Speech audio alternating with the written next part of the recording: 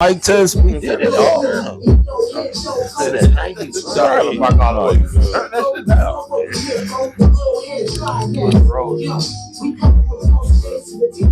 Almost.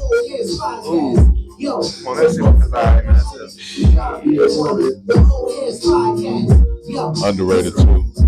Bridges. Duncan. Yeah, buddy. Oh, it's episode 185 back in the basement. I'm your co-host Omar, aka Millie, aka that dude, aka Mr. Rello. If you know, you know. Hit that like button, hit that subscribe button. Don't be dusty, man. We got a great show today lined up. We got our March Madness show today, man. So give it up. We gotta first talk about of course, Prime versus Prime. We got a good one this week.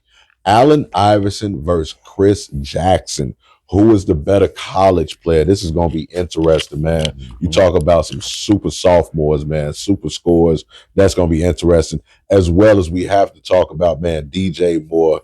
Salute, man. Thank you for everything, man, especially for the great memories last year. He has departed. We'll be talking about that and what does that mean, as well as Drew Dahlman. What does that mean for Caleb Williams and his offense coming up? And then, of course, 10 questions this week. I told y'all it's March Madness. We're going to be picking the top 10 players from 2000 to play, the top 10 pure scorers since 2000 to play in college basketball, and much, much more, man. Old Heads, episode 185, man. Man, hey, get yourself. Oh. No. That's all right. Never mind. We all right, though. But anyway, man. Yeah. Yeah. You got the clap, I got the yeah. You got the yeah. But we're going to let these brothers introduce themselves and get right into it. Old Heads, you did. Yeah, old head. Cool. Old head. It's your boy Hendo G, aka French Loaf, aka Cutwater Chris. / honey mustard.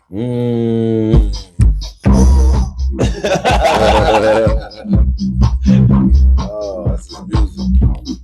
Yeah, that was swing and miss. All right. Funny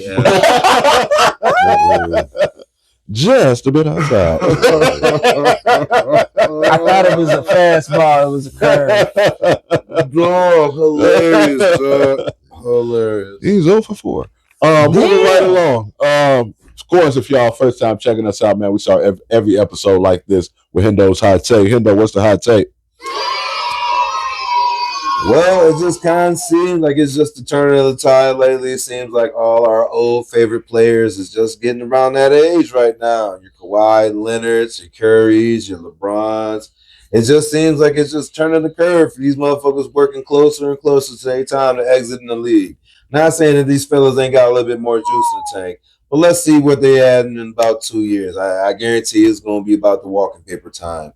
The Warriors are out there looking like a hot mess. They looking like they may or may not even see a playoff or a play-in situation right now. It's just not looking good. The Lakers, aka the shit show, it's just not looking good over there. Shit, Lakers balling. Yeah, you say that, but we're talking about how they come into the playoffs and how they're going to look. I don't see a lot of sustainability and stuff. It looks good now. And like I said, as long as LeBron ain't playing, they win. And that's what it kind of looked like. Y'all hate, but no, it's not a hate. It looks like it just looked like it's the turn of time. Everybody looks like they Asian except for KD. Come on, I was winning by like 20 last night without LeBron. KD still looks amazing. KD is in amazing shape right now. And he's the only one. He's like the only one that looks like he's in the best shape right now. I mean, Curry, mound injury. You know what I'm saying? Kawhi looks amazing. Yeah, but we know the one thing that's true. Kawhi always looks amazing. Kawhi doesn't look bad when he's healthy. That's the whole thing. You just got to catch him when he's healthy. That's the whole thing. Kawhi don't look bad. He just don't play because he hurt all the time. But it's just not a good look team over there. Maybe Garland can come over there and help a little bit. But it does seem like these teams that I've mentioned will need some shuffling around this summer. These aren't teams that look like they're going to make a real solid playoff push. I mean, there's going to be some leeway. There's going to be some good looks. But let's be honest. Without a true big man with the Lakers, it's going to be hard running into teams like the Nuggets, hell, even the Timberwolves right now. And guys, well, the Rockets even, just guys with height who have bigs who can score consistently down there. And it's going to be tough for them. And you just don't have an abundance of that over there. It's just come down to LeBron quitting on them and shit like that. Curry, like I said, he's battling some injuries. He's battling good old father time right now. And just, Kawhi, shit, we haven't seen a healthy season out of him since shit. The Spurs, let's be honest with you. A healthy season. Not a winning season, a healthy season. Since the Spurs, my guy. But, I think, it's coming to age, man. Guys like Victor, K. Cunningham, he's going to be, Jaylen Brown. I mean, shit, at this point, nigga, Jason Tatum's an old head right now, to be honest. DeRozan is unk. You dig what I'm saying? Like, Zach LaVine is unk out here. You dig what I'm saying? These niggas is old now compared to what's going on. So niggas in their 30s. Right. That's what I'm saying. So it's just a turn of time, man. Shout out to all the new guys coming in. It's going to be a hell of a draft this year. But, man, a lot of these teams are going to have some drastic change. So get used to different teams being at the top. Find a new favorite player. It's not even that. Get used to different teams being at the top. Get used to some teams getting better that you didn't expect. Get used to maybe seeing the Spurs back up there. Get used to maybe seeing Houston back up there in a consistent fashion. You know what I'm saying? So it's what teams you're not going to see out there. Phoenix. Shit, I'm just saying. Not hating, but it's just honest. It's a calamity over there. Let's be honest. Shit. It's possible they can still work on some stuff. It's a lot. Charlotte playing really well right now. Yeah. They playing well. They might be a landing destination, but as soon as they don't get as far, past the second round, which they probably won't, they're gonna dismantle that team. Charlotte hasn't been known for making sound decisions. I mean, granted they have some new things going on over there. Everybody's young. Yeah, that sounds good, but they have no veteranship, and that's going to cost them in the end, especially in playoff moments. You got to have somebody over there with veteranship. They said the same thing Melo about to become the veteran, and they lost that year. No, I'm saying said the same thing about last year, and they won. Well, that was a little different because they also had Caruso, and he's the biggest veteran you got because he always won a championship, and they put him on the bench, and the year they got him, they won. That's crazy. But he's no. You need he's not. No, he ain't that much older than them. No. Yes, the fuck he is. He's played a lot more ball than them guys. He's like 27. All I'm saying is he's played more ball. He's been on a championship winning form, and he's played winning playoff ball. That's a veteran leadership that you need off your bench. Any playoff team and any good championship has a veteran person on their roster. Keep it out. Every single one of them, a veteran person, and Caruso is considered a veteran. Well, now, yeah, more likely. But who's the vet over there? Who? Who's the vet on, what's this called? In Charlotte? This is supposed to be a quick take, man. Yeah. You over here debating. No, I said every championship team. I said every championship team. I'm saying that's what's going to cost Charlotte is they don't have the vet in that locker room. They don't have a veteran presence. You talking about going forward. But, yeah. Yeah. LaMelo. You can always bring somebody in. Yeah. Hey, but that is definitely Hendo's hot take, man. What's going on here, people? Let's see what, man. That thing had the remix. You heard that? Yay! Good looking. Anyway, moving right along, man. Black fact of the week. Of course, with NBA players, man, talk about NBA players and how much money they make these days is astronomical. How much money some of these players are making. They have to actually I shouldn't say thank, but social respect to Nathaniel Sweetwater Clifton, the star attraction of the Harlem Globetrotters, changed the game of basketball when he became the first African American player to sign a contract with the NBA in the fall of 1950. So salute. There's actually a movie out there, a doc out there called Sweetwater. You can check it out. I've seen the movie. Oh, have you? Yeah. That's dope. It's dope. That's dope. But it's called Nathaniel Sweetwater Clifton, man. Salute, the first black man to sign an NBA contract. Man, I wish you could see what they're making right now, man. But moving right along, man. Sports entertainment news. The Bears, man, we got some horrible news. When our star center Drew Dalman retired at the age of 27, salute to him, Stanford guy. Pretty sure he has his whole life ahead of him. Wish him nothing but the best, man. Sucks that he couldn't keep playing for us, but hey, mental health, your body, physical, far more important than playing a sport. He's made it, I'm pretty sure, enough money. Smart dude, Stanford guy. Wish him nothing but the best. Sound like we did replace him already with the Patriots center. So I'm actually happy to hear that. A lot of people saying that could be a steal. Yeah. But we also lost DJ Moore, who got traded, but we end up getting a second round pick for him. How much of this will hurt Caleb's development and our offense in general next year? It's gonna help. Luther Burden came on last year. It's not That's what we need. We need more Luther Burden. You know what I'm saying? Motherfucking targets. So I mean, although it's messed up, but you only got one football per play. And we got Loveland out here. You know what I'm saying? We still got commit. You know what I'm saying? Like, we have guys that throw the motherfucking balls. We got other receivers, but like Luther Burden, in my opinion, need more motherfucking touches. I say it like this. He did what we were just talking about with the veteranship. He came in, did his vet thing with Caleb, with Aduze. Aduze about to be the number one. I feel he's about to take over, have the reins of wide receivers. That was just good for everybody, right? That was good like for the Bills too. he helped him grow and gave him that stability, but Caleb also gave him some worth on his way out. You feel me? Because whoever he was about to throw to him for the next couple of seasons, man, DJ Moore is probably about to leave the league in a few years. Not gonna lie. Wide receiver age, he's getting up there. Yeah, he's 29, I think.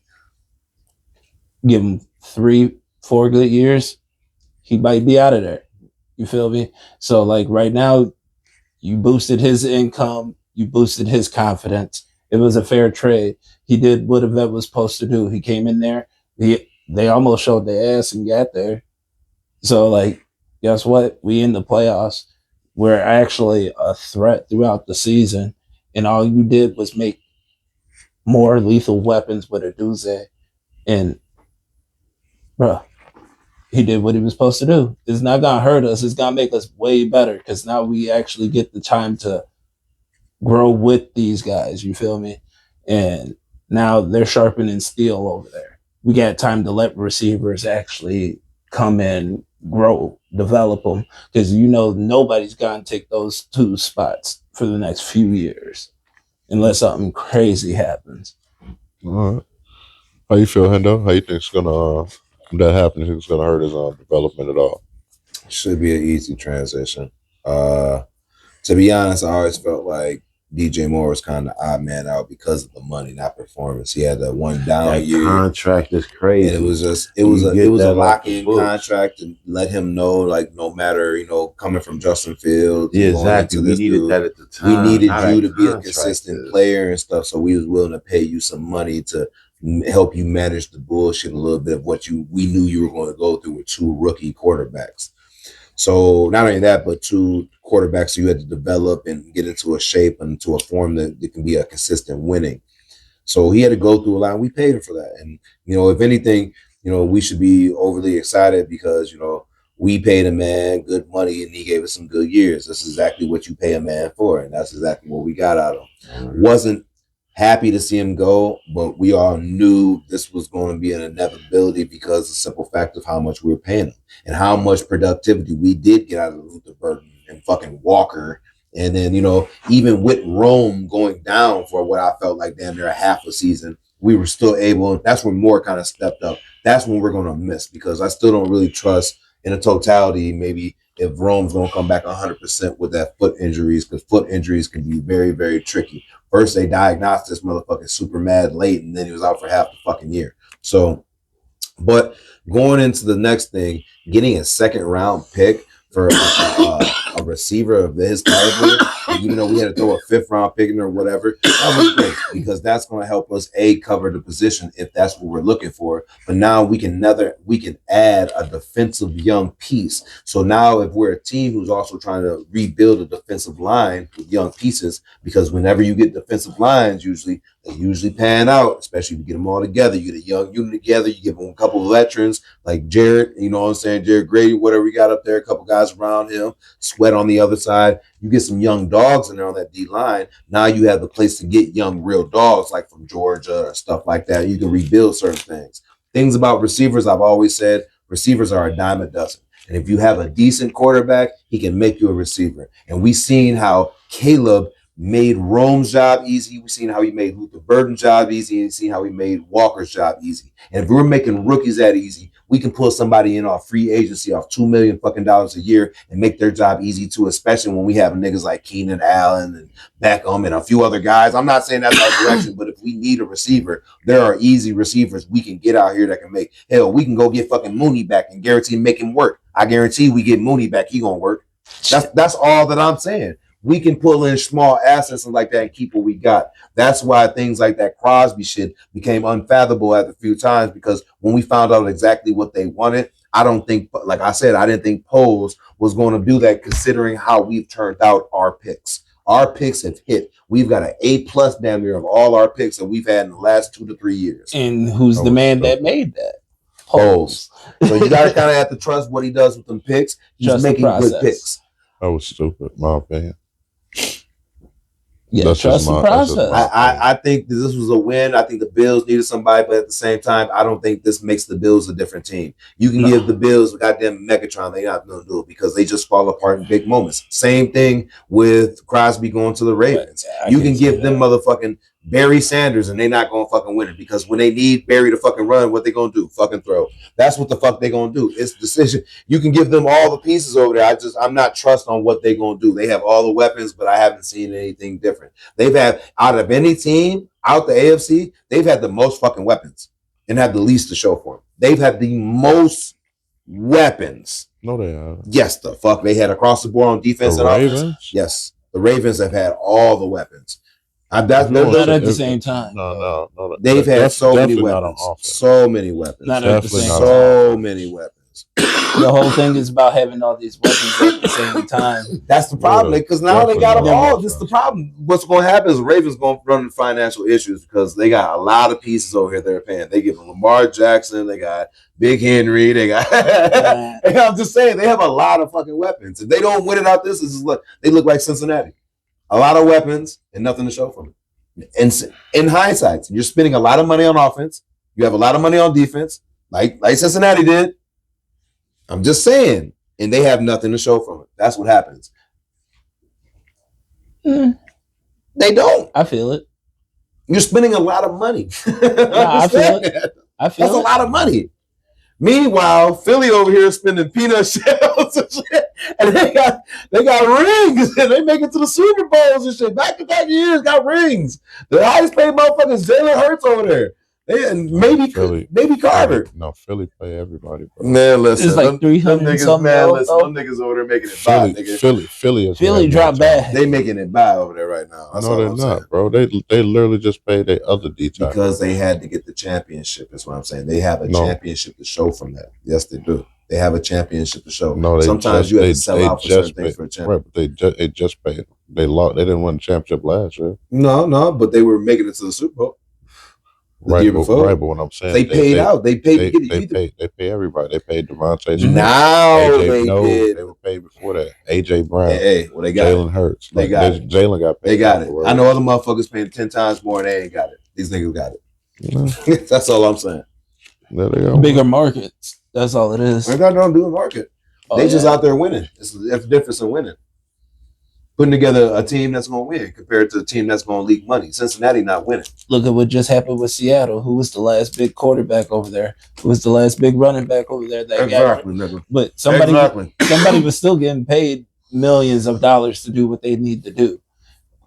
That's all I'm saying. Like, they still had to pay these people. He was so trash. Niggas still got to show up to work, whether you got Geno Smith or you got motherfucking Russell Wilson himself. You still got to pay whoever showed up. It's like the highest paid nigga over there is motherfucking Sam Darnold, and that's your highest paid, and everybody else, and you win a Super Bowls. That looks like good fucking look. That is until that Super Bowl, because then he's gonna get paid differently. Well, when it's time comes inflation, up, when the money comes up for it, but right now you're already locked into a contract. Now we can restructure your contract, but at the same time, we gotta talk about the end of it. Yeah. So. Because is he on I think the biggest thing for Caleb is going to be losing Dahlman. I think those first few games are going to be critical for him. I think the center is going to be a bigger adjustment than anything. I think he works it out. I think as far as Caleb development goes, I think if I'm okay with a slow start. We've seen it happen last year. I think with that offensive line, give it time to gel. But I was happy to definitely see Chicago not do a Chicago thing and take that time, go out there, get the best, address that need right away. I didn't have an issue with them giving up a first and a second. Definitely not. I mean, a first and a second, I did definitely have an issue with. Even if I think if we would have gave up 2 firsts for Max Crosby, I'm totally okay with that. You're basically looking at the second best edge rusher in the league in his prime. That's not something that happens all the time. Right, like 25 years old. I think he's like 27, 28. Oh, but it wasn't that they didn't. But he's white smack. He's white smack in the middle of his prime, and then Baltimore had a little better offense. right. Just a little bit. They disputed for a long time.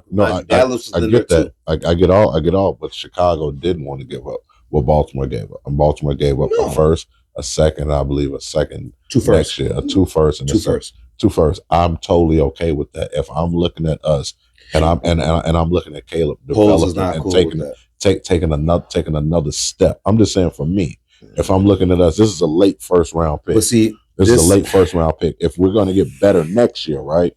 You're talking about another 20, 24, 25. We're not going to find a Max Crosby at either one of those picks. That's why they do it. And then you're also looking at, we're also playing Caleb peanuts right now. Because you don't know who pans out in any position. We're not. You do not know that. That is a hypothetical thing. No, it's you just do not right. know. It's hypothetical because you don't know upon draft picks about who turns into what. Right. I get all that. I get that. Right. What I'm saying is, as right now, Poles didn't feel comfortable. I get with all those that. I just disagree because this is what it is.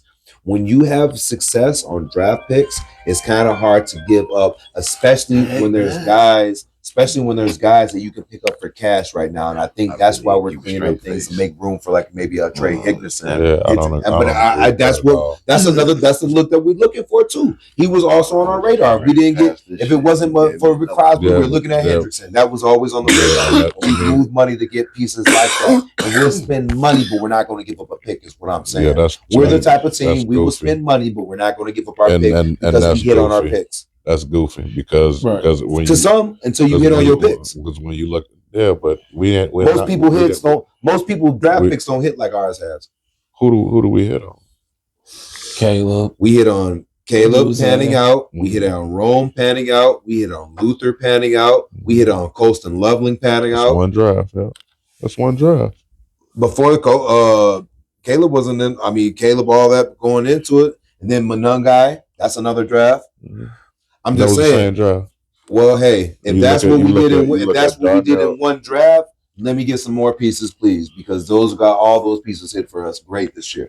All of them, every single one of them. I just don't think not one of those picks are going to be what Max Crosby is going to be. I'm not saying it is, but we're not saying that we're not moving around money for assets to get somebody of quality. But we're not going to find nobody better. That's all. That's all I'm saying. If you're going to swing for the fences, swing for the fences. I honestly don't think it's the year for that.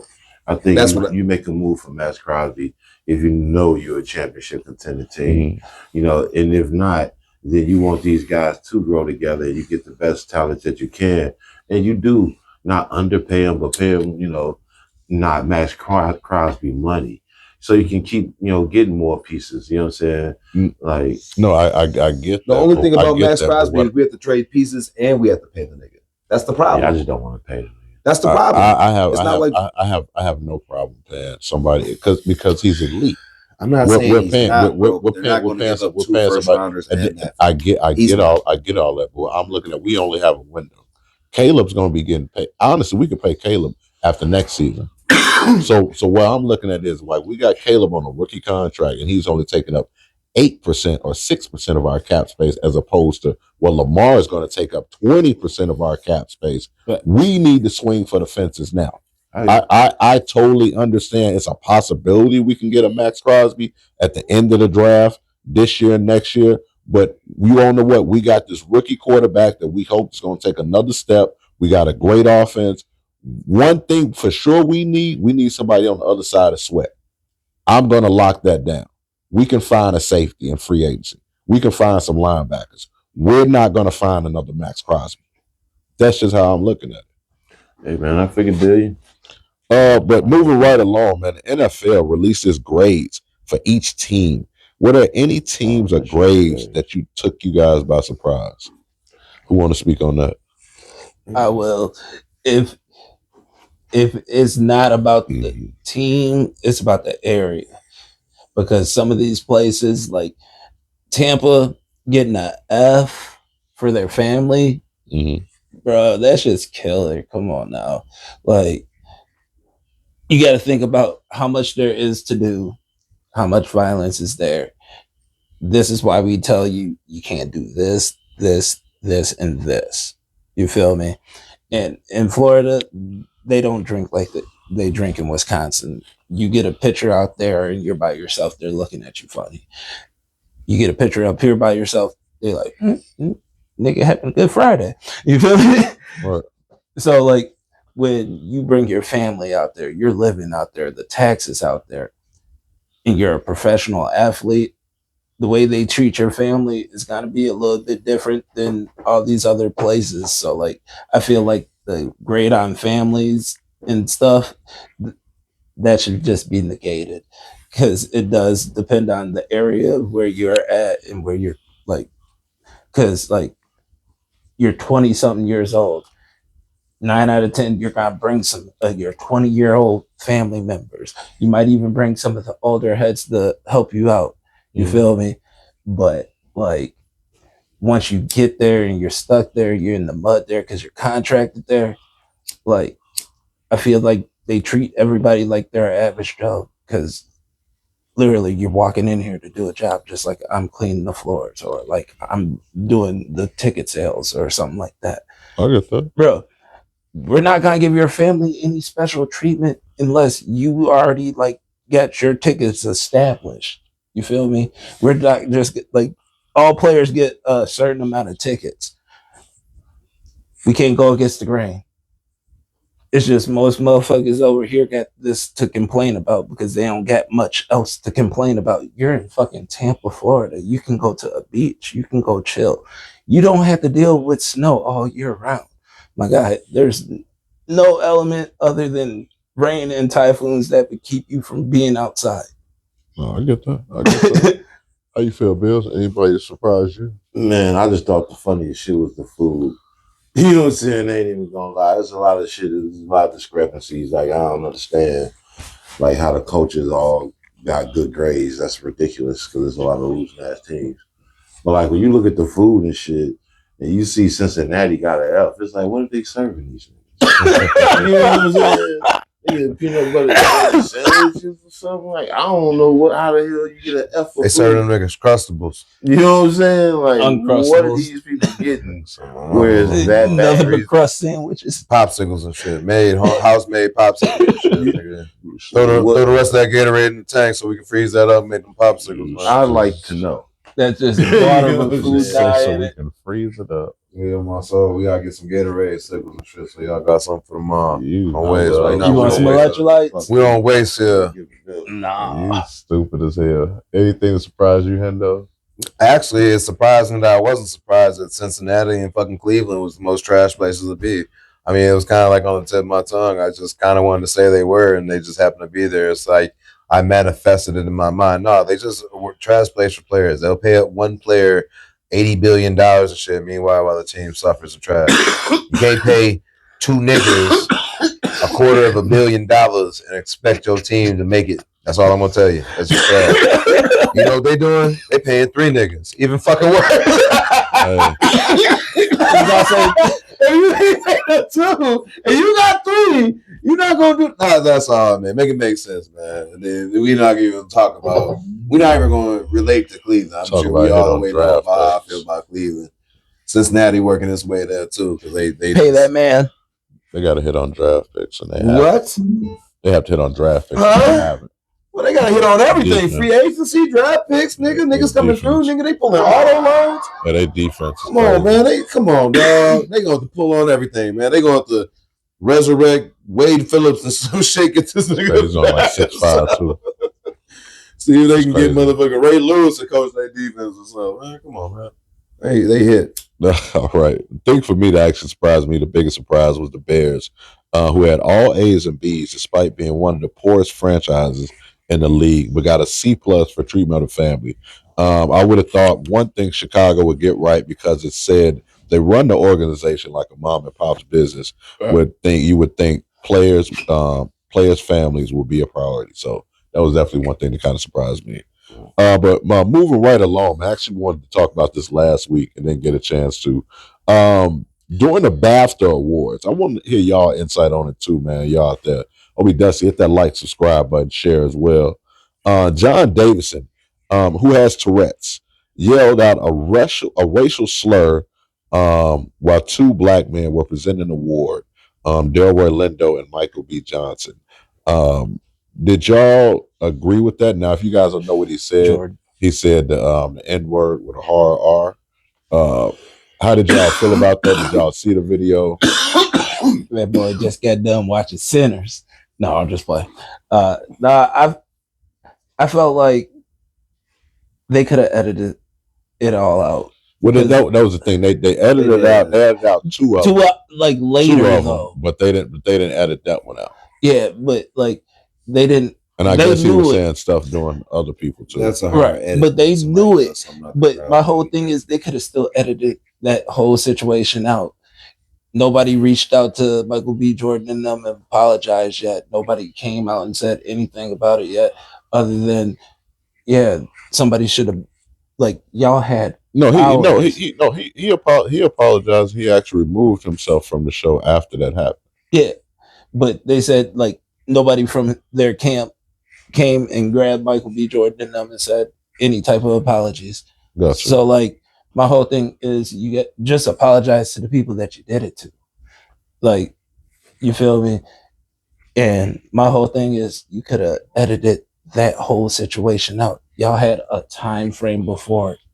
Because, like, we were 2 hours behind on seeing this. Right. So, like, if y'all knew that, y'all could have just edited it. No, I get it. From the jump. So, why not? How you feel? You feel like it was valid, or? Man, I'm not even gonna get into semantics about this shit because weak ass is way more worse shit that's happened that was even weaker than this shit. You know what I'm saying? Motherfuckers gonna have to just move past the shit, get this motherfucker passed because, right? You know what I'm saying? If it's disability, you know what I'm saying? And you have to take the high road. Sometimes you just gotta do that shit, whether you like it or not. You know what I mean? It is what it is. The shit happened. Like you say, he took the measures to his own hands and left. You know what I'm saying? That's all you can really ask a motherfucker to do in that scenario. So, but yeah, this shit trash though. How you feel, Hendo? Fair or foul?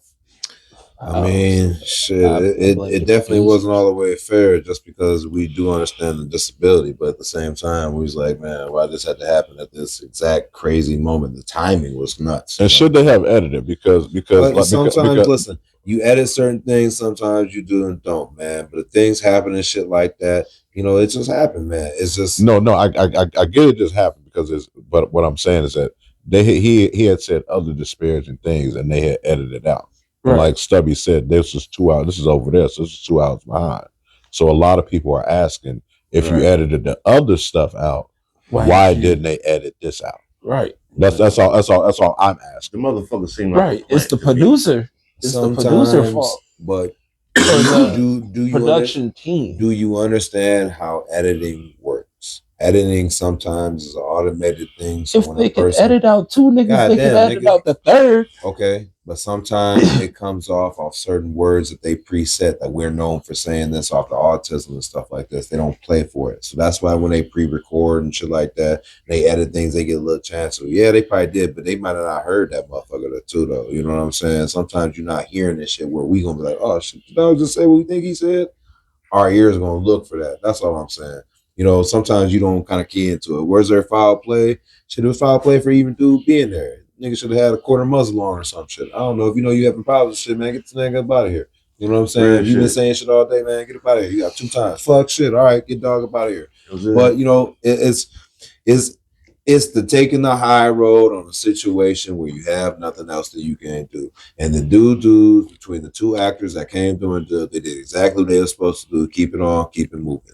And if you're a black man in society, You've already been down this fucking road before, and I don't know why we sitting here spending too much time on this shit. This has happened to us before. We know what fucking time this is. We understand this shit. Keep the shit moving and keep it pimping, man. I don't like to elaborate too much on shit like this because it should be the way media blows this shit up, and they not gonna do shit about it. And like, dude, finna catch a fine. He not finna come on Facebook or nothing and issue a apology. It is what the fuck it is. Dog said what he said, and they got the fuck on, man. We used to this shit. Moving on. All right. It was rumored. Talking sports again, man. It was rumored. This will be LeBron's last season as a Laker. If so, should he retire, or other teams, or what other teams would make the most sense for him to go to if he still wants to play? If he play, man, he got to come back for a year at least to get that ceremonial stop in their city for presence and shit, whatever the fuck they call that. But farewell tour. Yeah. Mm-hmm. Which team does he dress up? They just make too much sense, man. You know what I'm saying? Like, we doing ourselves a disservice if we don't acknowledge this motherfucker's greatness for the last 20 plus motherfucking years. Right. You know what I'm saying? Right. You can't talk about this league, write a book about the league without having LeBron James in it. He just one of them dudes. No, I not to cut you off. No, do you got him top 5 or top 3? Who, LeBron? Yeah. I think we had to revisit that question. Okay, that's fair. Yeah. That's fair. Yeah, revisit that shit. I just know he's not the guy. He's not the best ever. I see him pass the ball to Marcus Smart 2 times within the last minute the other fucking night. How to play 2 damn times for 3. You know Marcus Smart, he's a scorer. He could, For 3? For 3. Yes. Oh wow. Twice. He can 3. Twice. He can hit. Twice, nigga. Twice. Within like the last minute or 2 or some shit of the game. Like, bro. I love Marcus Smart. We get that, but do you feel like Marcus Smart is a better 3-point shooter than LeBron in the time where he need to do it? When he was passing the ball to Kyle Korver, I thought it was weak. And Kyle Korver and Mike Miller. And they the shooters. And I was still weak then when he was giving that ball up with the game on the line. No, I get it. Now you're giving it to Marcus Smart. Okay. Not Marcus Smart. But you think definitely with the Lakers, though? If he come back? Nah, I mean, if you want to the conversation. But like, I feel like he in that motherfucking way. And if you can get some talent for him, you know what I mean, go and get him out the way. If you want to leave, it don't depend on where he want to be though, too. You know what I'm saying? Be no trade. I don't think he locked into that contract. He just just leave. Just go to Cleveland and come off the bench. That's what I was about to say. If he do, okay. Yeah. That's exactly what I was about to say, because it all depends on where he's about to finish out. Because, like, my whole thing is, if he tries to play any longer, he waiting for Bryce.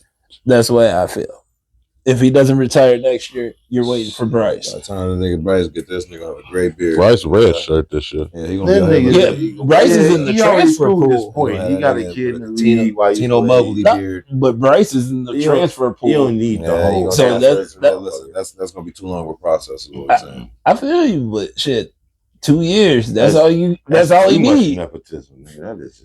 That is Hey, I feel it, but right now it's LeBron league, right? Too much sauce. It's LeBron's league, right? No, not at all. No. He's you can the GM. That's about it. GM. That's it. No. That's about it. He might be an owner. You say best spot if he come back would be Cleveland? I say coming off the bench In somewhere, Cleveland or even motherfucking the Mavericks. Should LeBron come back? If he does come back to the Lakers or another spot, best spot, what would be the best destination? 2 best spots for for LeBron right now. For LeBron would either be Clippers because he's already out in the LA area, or going back home to Cleveland because they already have a set team.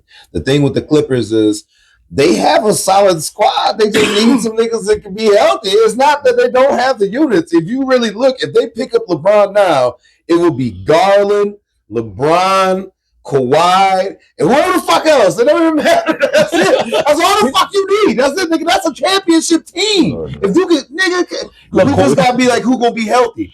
Who gonna be healthy? Kawhi might even play more games. It matters about health. It matters about health. That's all it is. That part too. That's all it is. All three of them niggas finna miss some time. That's it. That's exactly what's going to happen. Yeah. But that's the only reason why that team will not succeed, because of time missed. It's not because of talent, because if them guys can give you 60 games, if each one of them niggas can give you on the last hoorah 55 fucking even, they go into the playoffs. You realize LeBron is cooked, right? No, But he's not. This nigga's letting other motherfuckers, you talk about two motherfuckers who like to sit out half the seasons.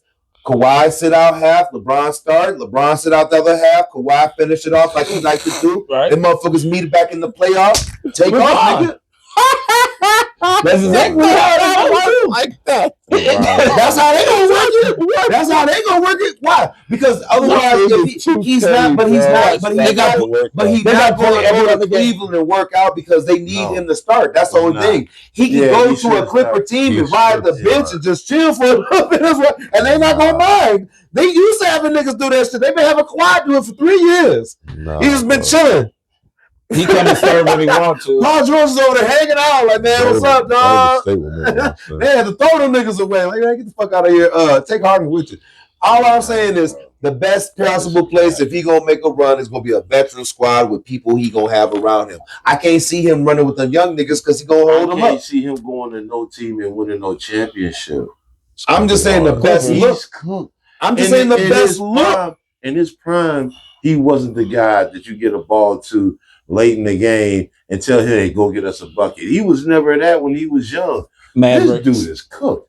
Now, If you stick him on the Mavericks. this old man to But do more Math now than alone he will ever tell did you, before. if No, LeBron can do what he do, which is average 20, and then Kawhi Those come in are there, fluff points. and Kawhi come in there, and he do what he do, average 20, and then you have Garland come in there and do what he do, and average is 20. All you need is a couple of little pickup pieces of shit, which they can get.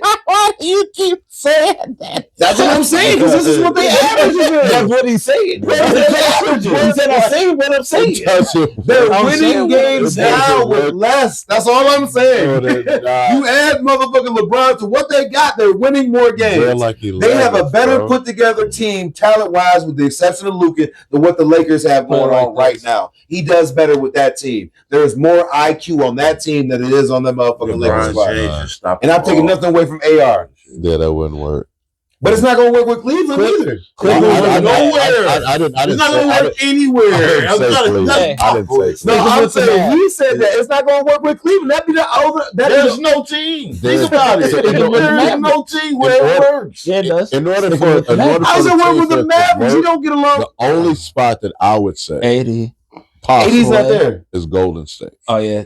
Because for one, Steph can't play off the ball. He My nigga. prefers to play off the ball. You got Jimmy, you got Draymond, and all. They might have Draymond. No, That's listen. an if. That's not my. That's a They maybe. said he was supposed to retire at the end of If this year. they can bring in some youth, some like some young wings. Come on, dog. Who? Like, You got rid of all the young Never been getting Wiggins. They never get anybody. And you want to know what? the thing. That's kind of the problem, is that they don't develop young talent. But they can go get it. So they would have. I would have to look at free agency and see who they would be able to bring in, and then you're also looking at LeBron taking a huge pay cut. Oh my So God. but that would be the only Clippers will pay spot. him happily. Why you keep breaking up the Clippers? Because he don't want to move far. They in LA. He don't want to move. He said my son played for the Lakers. He said my son played for the Lakers. You can't break up the Clippers. The Clippers are in the same stadium. The Clippers practice there. We're a team, The nigga. You Clippers practice there. He just You be gotta changing pay the jerseys. whole It's the same motherfucking spot, squad, nigga. man. It's the same spot. He just changing jerseys. And That's I'm it. not hearing that shit. Clippers bro. have they got a whole nother gym Nigga, underneath the Lakers all stadium. my children, That's gonna I'm be gonna his punch ugly you, bro, jersey, if I too. see you at a Clippers Hey. game with Steve Ballmer. That's why this nigga bringing up the Clippers. Every player got one Nobody ugly jersey. talking about the Clippers. Hey, every team, No, every bro. player got Bro. that one ugly Bro, jersey. bro, That'd be bro. that ugly ass jersey in his closet. He said, you know this 50 games? Cool. How can I say that he gonna play the 50? Motherfucking playoffs, the niggas coming nothing like both. Get the niggas to the semifinals. Get out. That's it. They gonna get to the semifinals. Get the fuck up out of that bitch. That's it. It's like you play a game, I play a game. You play a game, I play a game. Top two teams got to represent us. They gonna get dog walk. They gonna get dog walk. Timberwolves gonna win it. That nigga Win it all, man. Bring Minnesota 1 year. He gonna get dunked on. I saw it's crazy. Moving right along, man. This is March Madness episode. I saw a post on IG today, the top 25 college basketball players since 2000, man. Were there anybody you felt that were too high or too low on the list? I'll do the quick top 10 for everybody that's watching. Number 1 was Tyler, so I'll talk number 1 and then we'll go down. Number 10 was Cooper Flagg. Number 9 was Kevin Durant. Number 8 was Jay Williams. Number 7 was Kemba Walker. Number 6 was Steph Curry. Number 5 was Anthony Davis. Number 4, Carmelo Anthony. Number 3, Zach Edey. Number 2, Jalen Brunson. And number 1, Tyler Hansborough. This is what Field OF 68 ranked the top college 25 players since 2000. Anybody y'all felt was too high or too low? Got D-Wade at 20, Blake Griffin at 10. I don't know how motherfucking Tyler Hansborough number 1. Because he had that puss-ass career. Yeah, but I don't know how he made over D-Wade, because D-Wade had definitely had a better college career. Yeah.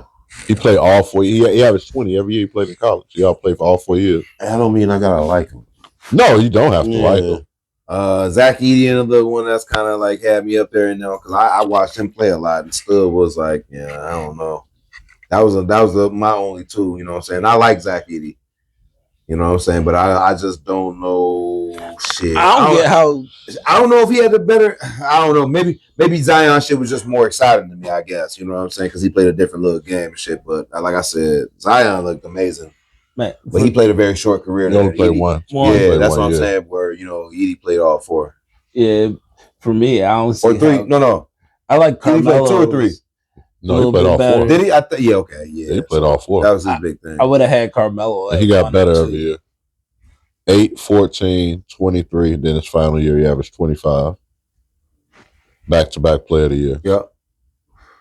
I would have still had Carmelo at number 2. Melo at 2? Yeah.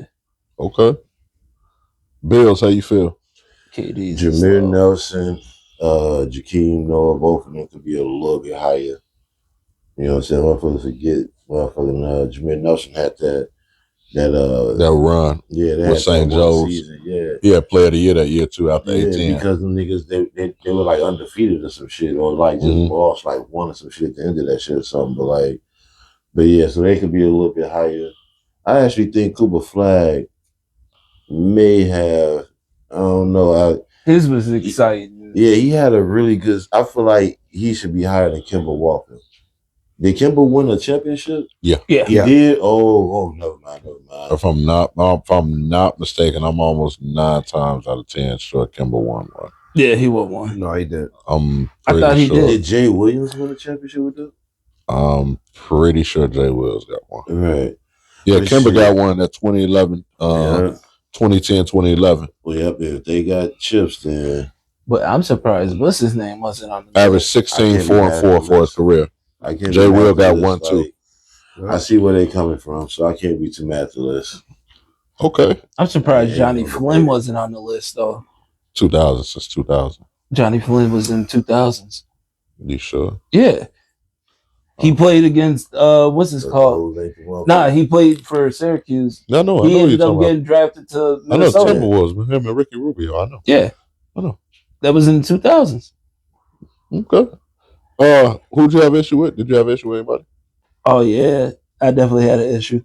So Jimmy Fredette, his shit was crazy low for me. I would have had him in the top 10. His shit was exciting to watch. Like the nigga could score. I could give him that. Like he had 50s, 40s. Like he was a high volume shooter, but he also put up points. Okay. So like, at least I felt Jimmy should have been a little high on the list. Yeah. McDermott, he was cold too. He was like a sleeper. Nobody expected him, but I kept saying this nigga is cold. I thought we was gonna pull him in the draft. We passed on him, and who did we get? It don't matter. It didn't pan out, I don't think. Oh, Nah, McDermott became a journeyman. He still played like 10 years. Yeah, I know. But that motherfucker, he was a weapon. Dog was cold. I would have expected him and Joakim Noah to be a lot higher than what they are. I would have expected Joakim Noah to be at least top 13, not 16. Yeah, he Okay. won 2 rings. He got Right. back to they got back-to-back rings. Yeah. Him, Al Horford, and Brewer. Corey Brewer. Corey Brewer. I actually thought Brewer actually was supposed to be the better player out of them. He was a better scorer, yeah. We had the most potential, with the highest ceiling better, basically. But see, Al Horford, man, he just never really got hurt. That's the one thing I say. He never really got hurt. He kept developing too. He stayed in great shape. Played motherfucking undersized. Yeah, but he stays in great shape. That's a banging size, though. You know what I'm saying? You arguably, I mean, he might make the Hall of Fame, maybe. No, he will. When you look at his career, he really will. Total that career. chip helped him. High school, college, that chip helped 2 him. college Definitely chips. did. He was an all-star before. Yeah, he was an all-star before You know that in Atlanta. And, you know what I'm saying? I think Yeah, like a college 6, 7-time all-star. Yeah, But he'll definitely be one. He might not be first ballot, but I don't think he'll if be he win first another ballot. one, he will be. I felt like Zach Edey was a little high. I know he had back-to-back. I felt like Melo should have been, I felt like 2, in my opinion, when you look at it. Granted, I would say 3. I would swap Melo with Edey. I would still put Edey in the top 10 because granted he was super dominant those last 2 years, but I don't think he wasn't better than Anthony Davis. Kemba Walker got a ring. Jay Williams, I felt was way too low at 8. He was a little too high. Yeah, I felt like Jay Williams at 8. I felt that's crazy. He definitely should have been top 5. He was better than Curry. Yeah, Jay Williams. He was definitely better than Steph Curry because he got a ring. I think the only other one I would say I had an issue with, Blake Griffin at 19. I gotta put Blake top 10. A lot of people forget that what he did at Oklahoma, man, and he was the #1 draft pick overall. I have to give it to him. Zion was a little too high. Only played 1 season. Didn't do any. I mean, he played well, but didn't win anything. Right. Shane Battier at 25 is diabolical. Shane Battier should have been top 15. A lot of people forget he got a ring, and he got Shane Battier got Player of the Year. So I got it. That's about the only few issues I have, man. But moving right along, man. Prime versus Prime. It's gonna be interesting. Who was the better? This is college basketball edition too, man. Who was the better college player? Allen Iverson versus Mahmoud Abdul-Rauf. Of course, in college, if y'all don't know, you can look up the highlights as Chris Jackson, LSU, played with Shaquille O'Neal and Stanley Roberts. But Chris Jackson numbers, high school parade All-American, 2-time All-SEC, 2-time conscious All-American, 2-time SEC Player of the Year, All-SEC freshman. For his career, played 2 years, 29 points, 3 rebounds, 3.6 assists. Allen Iverson, 2-time All-Region, 2-time Big East Tournament, 2-time Big East Defensive Player of the Year, 2-time All-Big East All-Freshman, Big East Rookie of the Year. For his career, 23 points, 3.6 rebounds, 4.6 assists. Who was the better college player? Who want to go first? I feel like Allen Iverson is not even qualified in this question because he only played 1 year. And you got motherfucker Raul, this motherfucker. Y'all played 2. Did he? Yeah. Mm-hmm. Oh, okay. Chris played 3, didn't he? 2. That's he what played just 2? Yeah, super sophomores. Damn. Yeah. I watched AI entire career. Well, I'm still going in college. Chris Jackson at the time. I'm still going. Okay. Oh, shit. Man. Oh, shit. I was not expecting that. He was too tall. Oh, shit. I mean, man. That jump shot, man. AI got 2 depoys in the Big East as a guard. That IQ. That's what's up, though. Man, I support Chris that. Jackson? Bro, I'm just saying. I'm just throwing that out there. Nigga, Chris Jackson, man. Chris Jackson? Hands down? Jackson, to me, yeah. Monster. Okay. Unstoppable.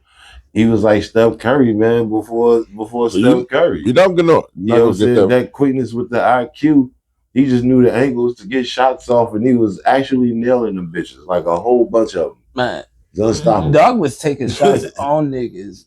Fuck that. Like right in their grill too. Like I went back and watched versus LSU, I believe. They dog them. Just Even in the league, I seen him doing Mike dirty. Yeah. no. Like, AI got that one move off on Mike, and probably scored some points or whatever. But I He got seen buckets. Raul. I only want to butcher his name. Mahmoud Abdul Rauf. Yeah, and I know how to say my man's name. I just don't want to butcher this shit right now At all. Yeah. Raul. But yeah, man, I seen him doing Mike dirty as hell, bro. Like, he was the epitome of what Mike couldn't guard, a short little guard like that. No, Michael Adams gave him problems too. Yeah, Dana Price or any little short, quick guard. Mike didn't really want to guard those guys. You know what I'm saying? Anybody and Chris Jackson so happened to be a guy that Mike could not guard. Yeah. He just could not guard him. Yeah. You know what I'm saying? Rod Strickland, you know what I'm saying? He used to get off on him a little bit too. But yeah, man. That motherfucker, he was so dangerous because it didn't matter that he was shorter than you or any of that. Like, he was a killer too. And this is the problem. You know what I'm saying? He knew and his discipline, you know how motherfucking AI say practice? Mm-hmm. He's the exact opposite. Oh, yeah. He needs to see the ball go through the net a certain way, not just hit how many ever in a row. Mm-hmm. They got to go in without touching the rim or some shit. Like, he's psycho about it. Like, I'm going that guy. I'm going with the psycho guys, like Kobe Bryant. He missed. I go with the psycho guy. He doesn't have Tourette's. Is it a form of Tourette's? Yeah, it's Tourette's. Yeah, he does have Tourette's, and he said he actually missed practice one day because he was going to go to practice and he couldn't grab the door. He sat there for 2 hours, just trying to grab the door just right.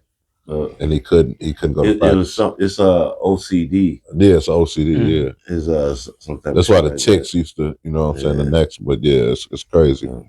Who you got? You said Chris Jackson. Mm-hmm. Who's the better college player, Hendo? Chris Jackson or Allen Iverson? Allen Iverson gave you 23, 3.6, 4.6 assists. Chris Jackson 29, 3 rebounds, 3.6 assists. Both of them played 2 years. Thing about Chris Jackson, he can get to his shot better. He had a better shot, and he didn't have to do as many dribbles as like AI had to do to create to get to that shot. Where AI sometimes he has to create his shot because of height value and stuff.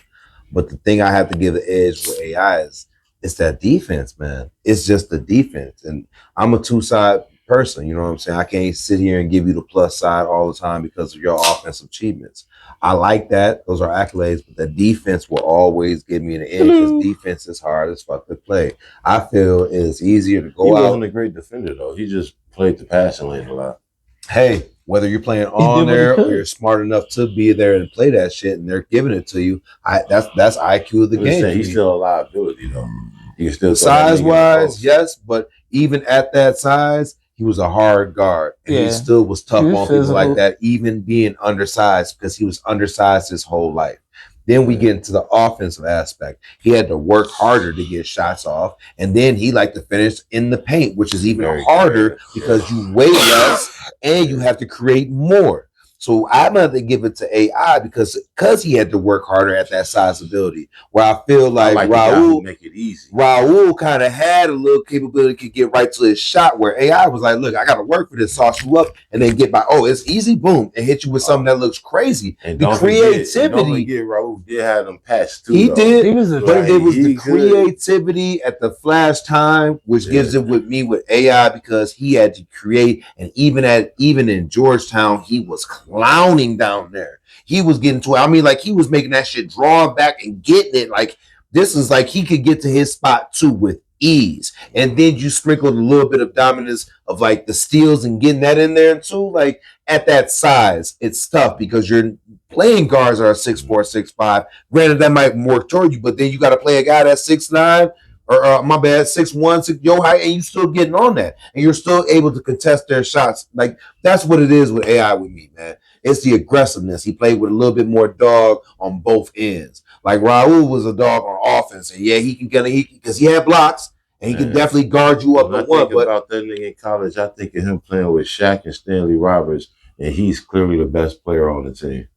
Well, I mean, one guy is dunking, not shooting, and you can get to shots. And you to can average 29 in college, over 29 points in college. He could dunk too. Don't get it twisted. No, I'm not saying he don't, but the reason that because he has Shaq down there, you don't have to. You just have to make your shots, and he was getting to his shots. But AI was down there working like that. He didn't have a Shaq though. And he was still getting down there and getting into the buckets and stuff like that. And not only that, but he didn't get Shaq until his sophomore year. Either way, and then was out there to fellow Harrington, but gave you that on offense. But then reversed it down, gave you back on there reading the passing lanes on defense. That's why I give it. He gave reading the passing lanes on, gave you the offense. Now he's playing defense. Like a lot of guys ain't got the gas for that at a collegiate level to average those numbers. We're talking a collegiate level too. You know what I'm saying? At that height. So you're going against guys that are 6'7" on a constant level, and you're finishing getting to your shot. I give a lot of things off ability at that because they even say he was one of them guys. If he would have been 6'3" or 6'4", we would be having different conversations about his game. My God. Nah, man, if this nigga was 6'6", we still having the same conversation about this game, though. I don't know. Work ethic is a motherfucker too, though. Because the nigga was dunking. That's the denominator of the game is what I'm saying right there. But that's why we have to take it to a collegian level where he's so actively doing the magic. But if we take that's the denominator of the game. That's what broke the game. Because if he would have practiced harder like a Kobe, he would have been a better player on top of what he was. At least if he did half of the shit, Kobe the nigga on top of what he was. Quarter of the shit, top. Man, listen. The steals would have been up there. Because, Kobe preached defense. Steals would have been there. Offense would have been working with the team, would have been there better. Because there are some times when, dog got, a little selfish on some of them shots. I ain't going to lie. You know what I'm saying? Did he have to do it? Perhaps. Was the team working? Not at all. I think if you're looking at college, I would take Iverson. And it's very, very close. The biggest thing for me to edge out is I get what you're saying. He wasn't a great lockdown defender, but for him to get back-to-back Depoy Players of the Year in the Big East at that time where the Big East was the Big East, I think that says a lot for a 6'4" point guard to get Defensive Player of the Year twice.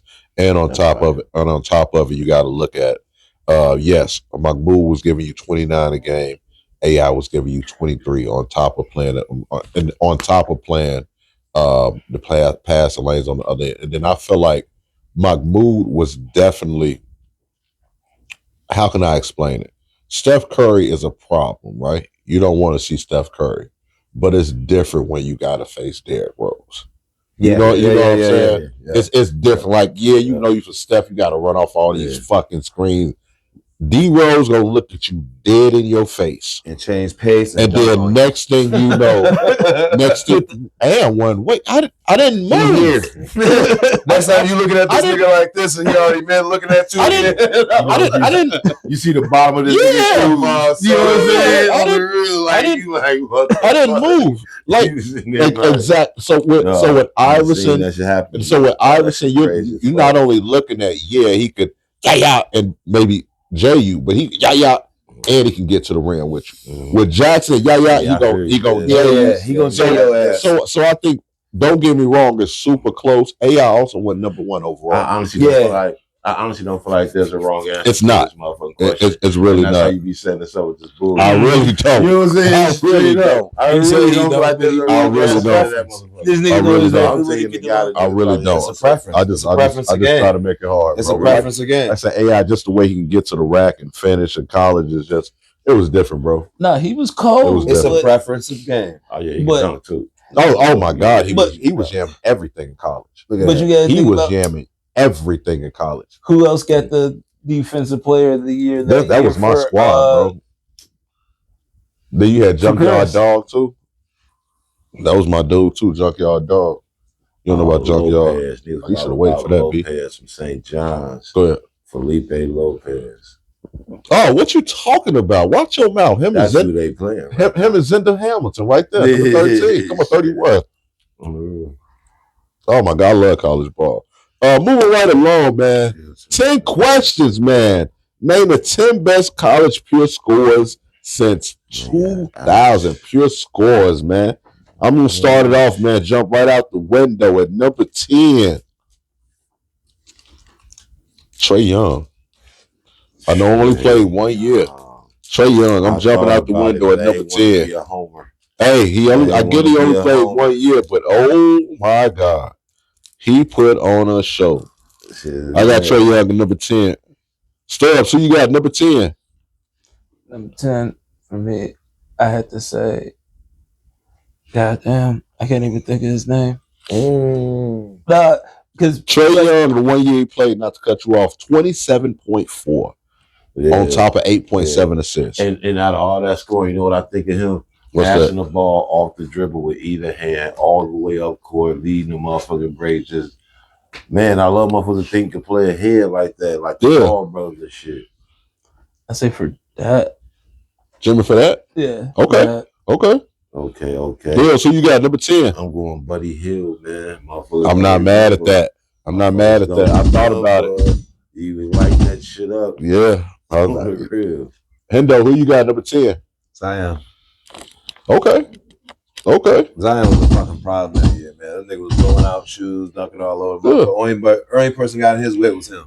And niggas ain't blowing out shoes. On my mama, I've never seen nobody blow out the side of a fucking shoe on a dunk, nigga. This nigga popped that motherfucker, bro. Like it was a flat tire. It was a crossover. He was cutting. It was like, bro, my soul even work in the league. He too good. Bro, this nigga stepped through his shoe. I've never seen this. What type of movement you got going on? Man. Yeah, that's crazy. Number 9 for me, I actually got Jimmy for that. He actually would have been higher, but he was doing it out of BYU. So I don't know the message. No disrespect, D1 basketball hoopers, D1 hoopers, but but playing at BYU compared to Big Ten, we all got to admit there's a different level of competition. So I don't know he was doing it necessarily against the best competition, but Jimmy for that was an absolute pure scorer in college. Best in his bracket. Who you got? Who you got? Stubbs number 9. Buddy Hill, actually. Buddy? Okay, yeah. I'm not mad at that, bro. I put him ahead of At Oklahoma, man. People forget Buddy was that thing. Player of the year that year. That's it. Bill, so you got number 9. Pure scorer. Yes, sir. Since 2000, college basketball, pure scorer, number 9. Irving, man. Kyrie Irving. Okay. He played just a few games, but that's what he do. Yeah. Ended up going number 1 over. A lot of people said they should have took Dead Williams out of Arizona that year. Nigga only played 10 games. Hendo, who you got? 2000? Yeah, number 9. Trae Young, man. Trae Young? Yeah, definitely got put in there, man. I'm not mad at that. Not one bit. 11 games. Average 17.5. Kyrie Irving. Moving right along. Number 8, man. I might get some slack for this, but if y'all didn't watch him play, talk about a score.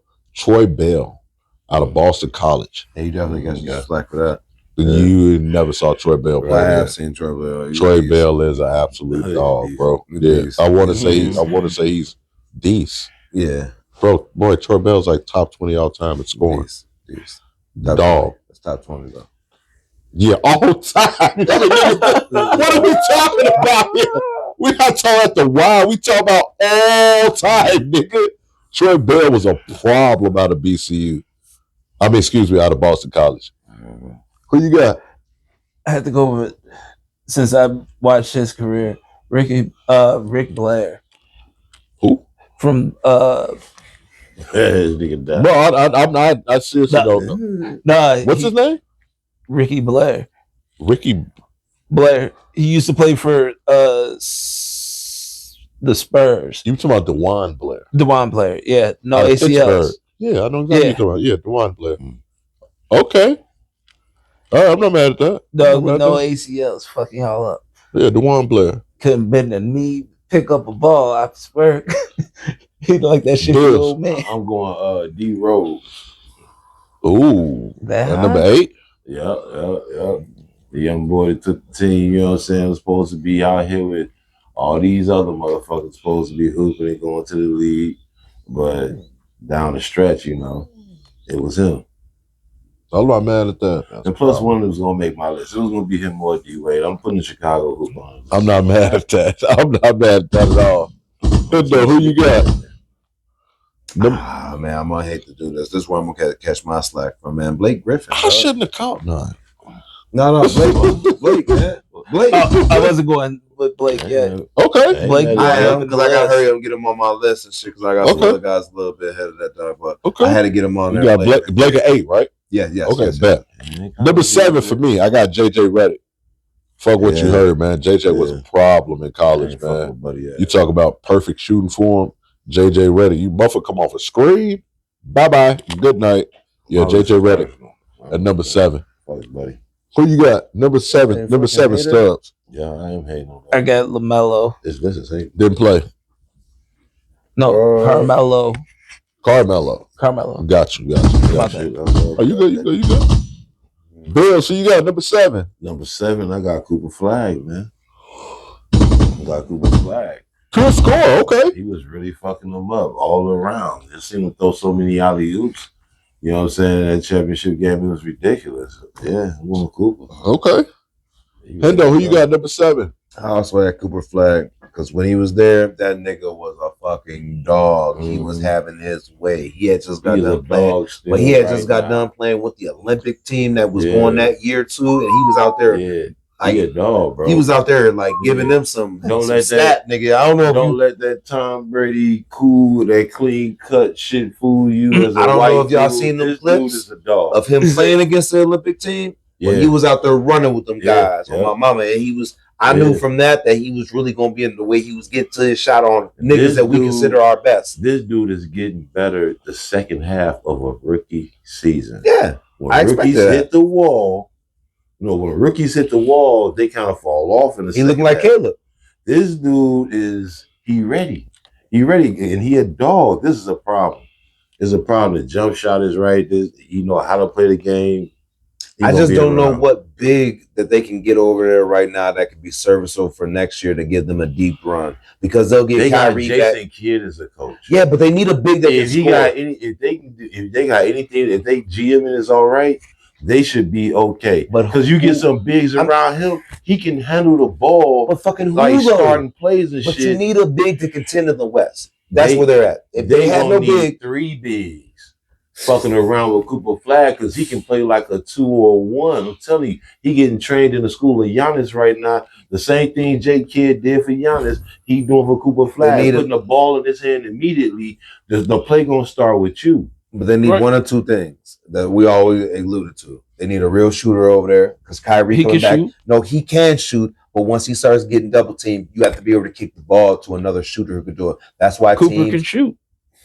We understand that. We're talking about when a team designs a defense against you to stop you from scoring, what they're doing there. So this is the point. I know get he the right pieces. Right. They need another shooter. They need another shooter, and they need a consistent big who can give them some points down there who can play defense. If not one of the two, they can play defense, yes, but can they give them buckets in the playoff game against somebody?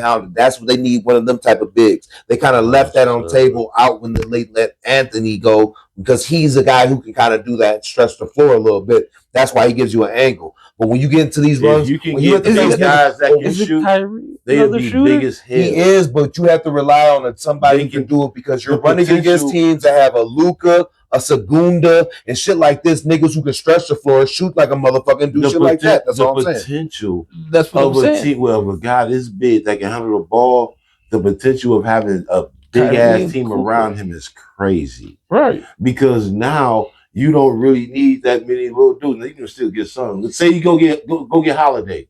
You know what I'm saying? They came from the Bucks, one with Giannis. That sounds good go until get you run him into for the dirt Spurs. cheap. He in Portland. That sounds he ain't doing good shit. until you run into the Spurs. That sounds good until you run into Houston, a predominantly tall team who have 7-footers with KD and all these guys. This is what I'm saying. It's a bad matchup. You can get a big ass team. Yes, you get a big ass team. Kyrie. Dallas already got a big team, right? They got Gafford. You got Live. You get another big ass dude.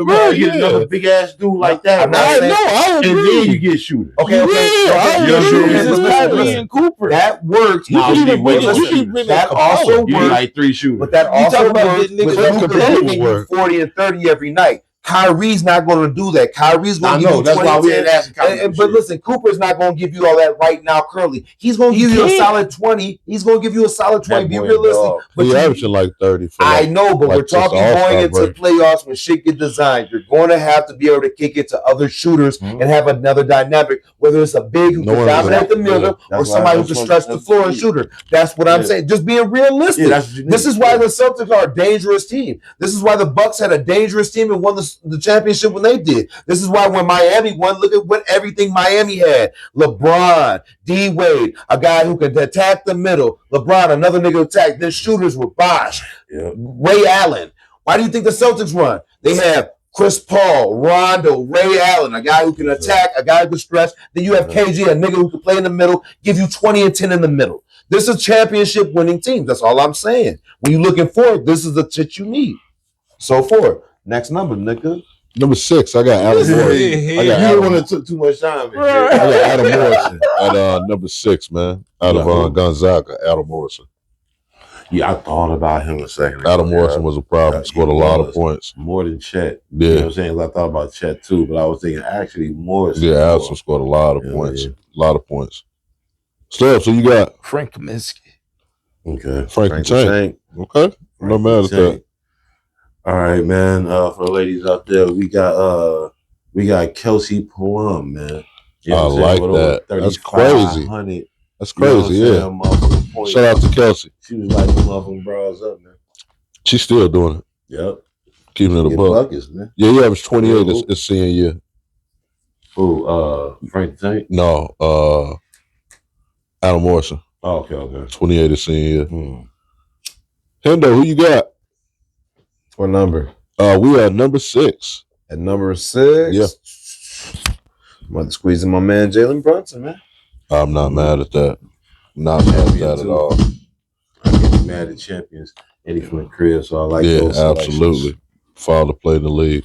Number 5, I got Kevin Durant. I know he played one year, but that 1 year was crazy. It was KD. It was crazy. Yeah, it was crazy. Kevin Durant, bro. Even going into the tournament, average 25 and 11. Even going into the tournament was crazy. Nigga said we played all 35 games. Yeah, 25 and 11. Crazy efficient player of the year. Yeah, just crazy, I got bro. Up on dog late. I didn't even know who he was, so I seen him on the court playing. I had read about him. He was like number 2 in the country coming into the right. You know what I'm saying? Yeah, I had read about him. Greg Golden. You know what I'm saying? So I seen him in the Texas jersey and shit hooping. Yeah, just crazy. I got KD at number 5. It was him and Greg. What you got? I got Doug McDermott. To be honest, I'm not mad at that. Doug scored a lot of fucking points. A lot of points. Like Creighton. That nigga had 3,100. He was lighting that shit the fuck up. Bill, so you got number 5. Respect. Now I got Caitlin Clark. You know what I'm saying? Okay. She overtook, you know what I'm saying? This was record with 3,900 points. Okay. You know what I'm saying? Over 30. You got to give her respect, bro. Yep. Didn't win it all, but you got to give her respect, man. Doing what she did with the Iowa team. Hendo, who you got number 5? I also got Doug McDermott. Yeah. I was firing that shit up, man. Say what you want. Yeah. Yeah. He did his thing, bro. And number 4 for me, I got Carmelo. Okay. 1 year, but absolutely dominant. Did win a ring as a freshman. I know maybe 4 might be a little high for some people, but I got Melo, man. Pure score. 4. Absolutely, yeah. It's a big problem. Stuff. Who you got? Number 4. Best college pure score since 2000. Mike Dooms from South Dakota State. Okay. How many points he scored? 3,067. Damn. Okay. That's a problem. Bills, who you got? I got Steph motherfucking Curry.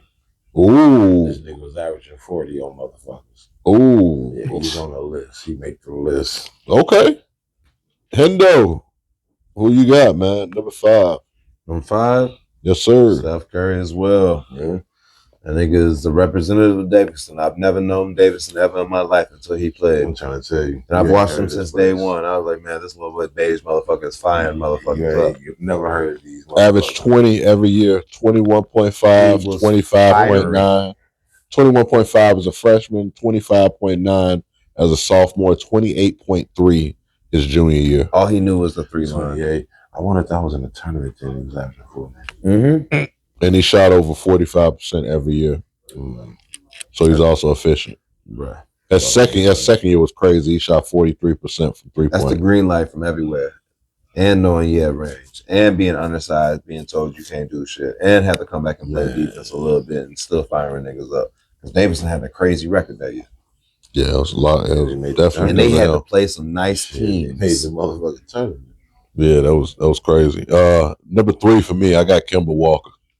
You talk about pure scores. Okay. Didn't average a whole lot for his career, but what I looked at when he did it, you're not stopping Kemba Walker, bro. Pure score, I'm taking Kemba, man. If you talk a tournament time, you're talking about winners, give me Kemba Walker. Yeah. Give me Johnny Flynn. Pure score. Mm-hmm. All right. Hey, the way that they hooped that overtime game, man. Hey, I fuck with this. I'm not mad at that. Nah, that nigga can go out there and get you a bucket. Funny as fuck. I'm not mad. Him on that Syracuse team, he could go get you a bucket. What you I mean? know. I watched Johnny Flynn headband. Trust me. I know. I watched all too much. He took the shit out of Villanova. Them units was dope as a bitch, he though. took the shit out of Kerry Kittle. Yeah, that was my nigga. My homeboy I used to played wear my basketball. socks like that because of Kerry Kittles. One high, one low. My homeboy played high school ball with Kerry Kittle. For real? Yeah, down in Louisiana. That's crazy. Kerry was a dog. Nobody draft pick out of New Jersey Nets draft. Yeah, this nigga's a scientist. Really? Yeah. That's dope. His job title is 5 different words. Oh, wow. Yeah. The more words. And they all some big ass words. You don't know how to pronounce the shit. Oh, wow. Yeah. He caked up. Then they went to Clark Atlanta. That motherfucker was that he had a full ride scholarship for chemistry. Oh, that's dope. Yeah, for real. That's dope. Black folks can do anything. Oh yeah, absolutely, absolutely. We were the first Cowboys. You know what I'm saying? Like, when the last time you know white people call themselves boys? You know what I'm saying? Think about it. It's the boys. Yeah, we were the first Cowboys. Google it if you think I'm lying. We also invented rock and roll too. Go to Rock and Roll Museum. There's actually a woman. Yeah, country. Yeah, of course. I digress. Of course, yeah. I digress. I digress. Who we got at number 3? Stubbs. Oh, who'd you say? Oh, that's what you said. Johnny Flynn. Johnny Flynn. Which is question Number 3. I'm gonna go Michael Beasley. I'm not mad at that. Yes. I'm not mad at that. Yes. Talk about a great freshman year. No one talks about. Yeah, because of Derrick Rose. But yeah, I was one of them people. If D Rose wasn't from the land, I was saying, yeah, I kind of want that Beasley. Yeah, kid. you ain't know you was crazy neither. So we was just like, yeah. That nigga would have fit in perfect. Yeah. Nah, he wasn't gonna fit in perfect over in the league, bro. That nigga, he wasn't ready. 20. Chicago wasn't gonna make it. Yeah, but his numbers 26 and 12 as a freshman. Played only 1 year. Man. Him and Billy Walker. Yeah, Billy Skywalker. Yep. Yep. Hendo, who you got? Mr. Duke himself. JJ Redick. Okay. You only get the name for scoring the most points in your college, and Duke is a big goddamn school. He ain't Mr. Duke though. That is Christian Layton. I mean, you call it what you want, but what comes down to college career, when it comes down to 3 points made by a Duke person, yeah, he might most be that. points per season by a Duke person is going to be JJ. He might be the most hated Duke player. He might be too. He might be. But he has put up Grayson Allen. Grayson Allen. Yeah. And I forget the big dudes. I forget if that was what's his name. Cherokee Parks. Yeah, it was Cherokee Parks. Mm-hmm. You know what I'm saying? Motherfucker. Was it Cherokee still there? Yeah, it was Cherokee that was still there. And they had what's the name of the point guard? The white dude. No. I'm talking about when they had Chris Duhon and Battier and the dude who played Boozer? Jay Williams. Boozer. Yeah, Boozer was there too. Boozer. Yeah. Eldon Brand was on one. Yep, that team, they was lighting it up. They won like a couple of them. They was really killing. Yeah. Though. Like, yeah, man, that he was a standard. Too. But see, he was JJ came in, was inspiring that 3 line. Yeah, Trajan Langdon. Yeah, you would think about there's been a couple different teams. He was putting up points just from that 3 though. He was killing it from the 3 line. When you talking about somebody who's really torturing at the collegiate level, lighting it up. That's what I'm saying. JJ won the championship. He did play for Duke. I don't think he won a championship, but he led all them years that he was there. Because he might have won. He had. I don't know if they've he been won. good at different times. I don't know if they won, but he led it like he like holds the No, he record didn't for win. each points. He and got 3 player points. of the year though. Okay. Yeah, no, he holds the record for He each averaged points. 19.9. Bro, he was breaking records, but he consistently. But his 4 senior, years. it's his senior year, he exploded for 26.8. Nigga, It was really his second year. It was junior year, senior year. No, he was really. No, I'm telling you, I'm looking at it. No, he's firing shit though. His junior year, he averaged 21.8. That's when he really came along. That was when he was All-American. And then the senior year, he won Player of the Year, and that's when he averaged 26.8. Right on. Okay. Yeah, but averaged 19 for his career. Number 2, man, I like JJ Redick. I got on my list. At number 2, I got Juan Dixon, pure scorer. And I know a lot of people like Juan Dixon. But when you look at I also look at when you scored. His 2002 tournament run, game by game. First game against Siena gave you 29. Second game against Wisconsin gave you 29. Sweet 16 against Kentucky gave you 19. UConn, he gave them 27. The Final Four against Kansas gave them 33. And then that final championship game against Indiana gave you 18, man. Fuck what you talk about, Juan Dixon, pure score, man. Yeah. Stubbs, so you got number 2. Number 2, JJ. I'm going with JJ Redick. I'm not mad at that. I got KD, man. KD? I'm not mad. If it wasn't just for that 1 year, I would have definitely had That's higher. my issue sometimes. That was the only thing. I got Zion there too. Zion? No. Who you got number 2, Hendo? Hey, number 2, that's why I got Anthony Davis. I ain't gonna lie. Dog was a menace at that time with them. See, that's when you had the best version of him, defense and offense wise, because you could count on him playing just aggressive on defense as he was on offense then. That's when he was the most ultimate problem. And then he could hit the threes consistent. And then he was attacking the back. Then he come back and block a motherfucker and then come back. Man, gotta be Anthony Davis for me, man. Number 2, man. Okay. That was the best version of him I've ever seen. Number 1, Wardell Curry, man. Okay. Wardell Curry, I think he's the best pure scorer that I've seen since the 2000s, man. I think what he did, not only with Davidson and the way he did it, I got Wardell Curry. Stubbs. For me, it's still D Rose. D Rose? Yeah. Okay. Bills, who you got? Shit, I got Melo, man. You know I'm not mad at that. I got Melo. If it weren't for that 1 year, I would have had him higher. I mean, he in the post in that 1 year, he won a ring. Oh, trust me, I get it. Yeah. He can take you down that post too and bully the shit out you, man.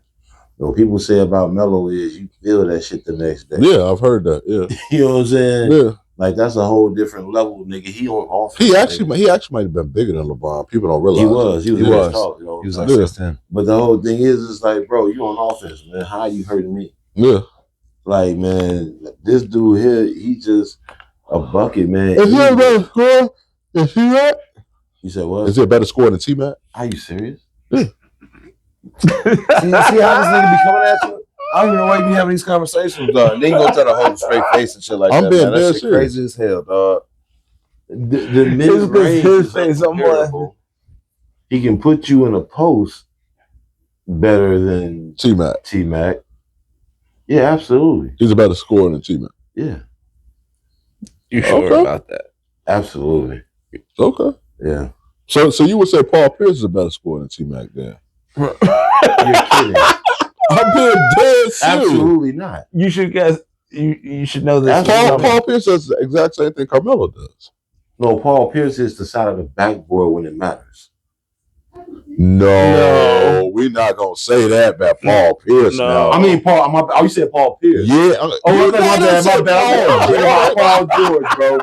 I'm thinking about Paul George. I'm thinking about Paul George. I'm like, man, he hates Paul George. Paul Pierce. You look to me like Paul Pierce this is a nigga. better scorer than Melo. Well, they pretty much do the same thing. Paul Pierce and Melo. Right. So that's what I'm saying. So would you say T-Mac is a better scorer than Paul Pierce? He's setting you up. I'm going Melo. You can't win none of it. I'm going Melo. You can't win none of these questions. I'm going Melo on that one. That midi is too motherfucking dangerous. Okay. It's too dangerous. Hendo, who you So got? is T-Max. I got Melo, man. Melo's number one, dog. Melo? With Syracuse that year, that nigga was probably one of the most dominant forces because he could shoot.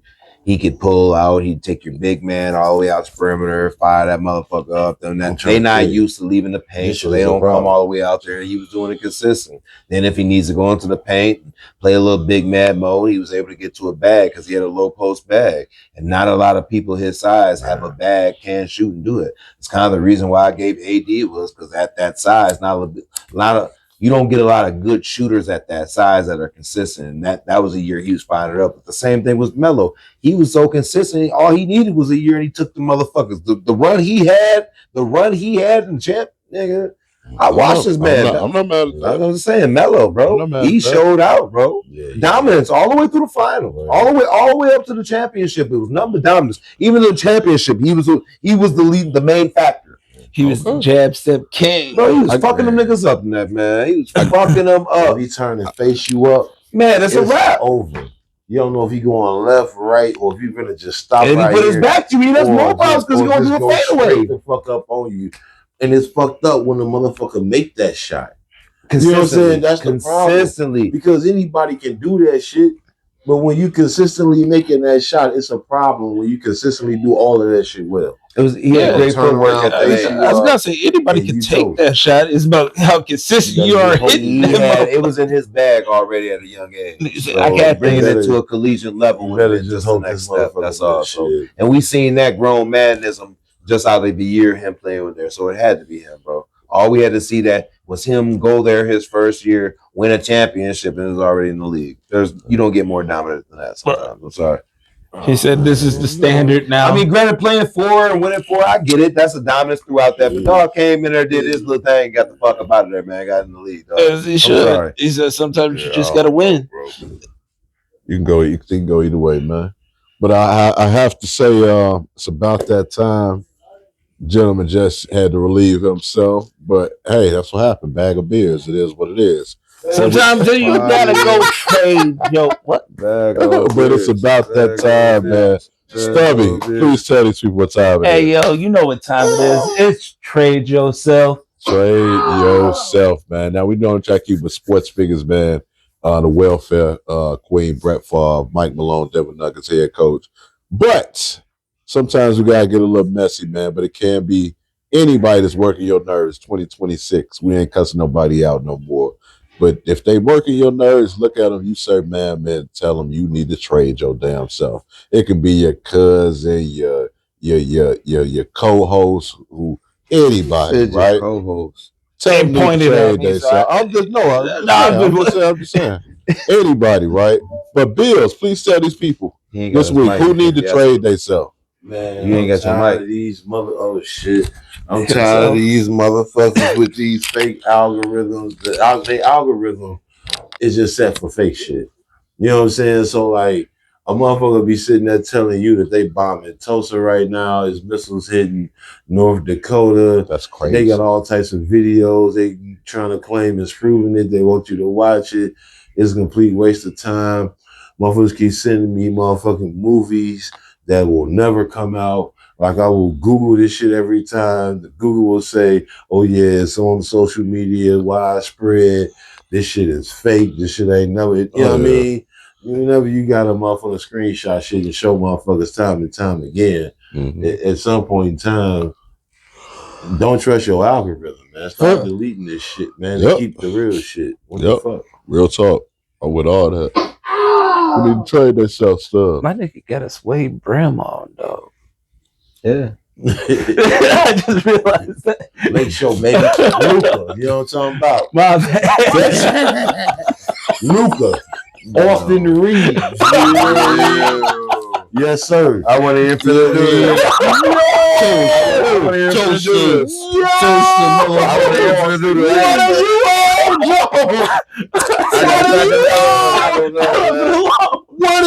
But it wasn't even what you said. It was this nigga laugh. He said, hey. Back another one over that one. Where did that come from? Yes, sir. Just shot fire for no reason. Fuck are you, ice nigga? My You didn't like bad. that one-on-one. You didn't like that one-on-one comment Billy made. Bro, he did not like that at all. He did not like that at all. Damn, So man, you talking about your allegedly, Hendo cooked Stubby before we started No, shooting. allegedly. It's what Allegedly. happened. I don't know nothing. We I played wasn't back-to-back there. games. I What wasn't- happened? He lost. Now we had footage of this shit. It doesn't matter. This is not a lie. And we played 2 one-on-one games. Yeah. We lost. They were close games. The first one was closer than the second one. We'll say that. Yeah. Then we played a game of 5-on-5. I wasn't fucking up. And He wasn't fucking up. But the teammates were scoring. He had a bucket. I had a bucket. We basically had the same amount of points down there. Oh, shit. Who need to trade himself, Hendo? No, we didn't. Yes, what the fuck we did. I don't know why he think he just like automatically like turned up at the 2 one-on-ones after he said he don't do it. No, the nigga made some passes to some other niggas that scored. That's not on him. And then he scored. I scored 3 buckets. I didn't get no passes to nobody because the niggas literally missed what I gave to him. We have footage of the shit. Footage. Okay. I'm just saying, there's footage of this shit. Like I wasn't out there trash. Shit. Hey, Who the only video who we did got trade is themselves me this winning. week? Thank you. Who need to trade themselves? The one-on-one meant way more than the 5-on-5. I mean, To you? like, Any niggas out there, To anybody. they good at hooping, but they play at 1-on-1. You can't hoop 1-on-1. You, Sir Babbitt, need to trade yourself. What the fuck is a 5-on-5? I'm a team bro? player. Hey, Because you can pass. No, I'm cold. I the still fact- hit my fact- shots. we got I got my point. I can't create it. give a And I shout hit out. the game winner. You can't Press create a break. shot. Wait, If You you're in can't make a lacrosse shot. area, if you're in And I hit the lacrosse game area, shout out to Press Break, man. If you're hungry, you want some good That's the Chicago only point food, you have. check out Yeah. Press Break over on Rosa All I Monitor. Then we also Jackson Plaza. Check out our brother Focus at a breath of fresh. Damn. Check him I out. got I'll tell you man. when to trade themselves. Who that? You need to get more. I'll tell you when to trade themselves. 50. I'll tell you when to trade themselves. Oh wow. 50. No, I swear. Then we also have to shout out if you're on the Jackson Plaza. Check out Brother Focus over at a breath of fresh. Retro Kicks also does great shoe I cleaning. got you though. As well as clothing, all that good stuff. King, Fifth and King, man, JV the Closet. Check them out. More retro kicks. Shop lacrosse. Shop black owned. Shop locally. If you're in the Winona area, check out our brother Captain Kush, phenomenal artist, aka Marcus Webb. Check him out on Facebook. He has also clothing as well. Super dope artist. You're always welcome back to the basement, brother. As well as if you are in the Rochester area, man, check out Tim's. They got phenomenal Philly steaks, Philly chicken, all that good stuff, man. If you don't want to deal with the beef, they got the chicken cheese, they got the chicken Philly steaks out there. Check them out. And then as well, also Wind City out there. If you're in the Rochester area, man, look for some good Chicago food. Check out Wind City. But man, it's been a great show, March Madness edition. Stubby came through. I would love for him to come back, man. Who did trade themselves? Man, of course, man. You know, trade themselves all the time, man. Fucking ice, man. Fuck y'all niggas, man. Get about this, all the man. time. Hey, but I'm glad they had to take the mask off now. So I guess we making small steps in the right direction, though. That's so, work. You know what I'm If you saying? gotta do your job, do your We still job. ain't got justice for all the people who suffered some casualties over these years and shit due to them motherfuckers. We ain't got justice yet for them, but we pushing for that. Hopefully the families and shit can get some type of peace of mind or something. You know what I'm saying? That's all I can hope for them. Some got to give. That's all. Something to give them. Once we get past that, we doing better things. Though. Absolutely, man. We pray for everybody out there, man. Forget ICE. Fuck ICE, man. Like I say, man, we pray for everybody out there. Keep your heads up. Like I say, we've been through much more worse than this, but keep it going, man. Hey, and RIP to one of the lacrosse legends, Ian Joseph. Hey, my condolences to everybody. Absolutely.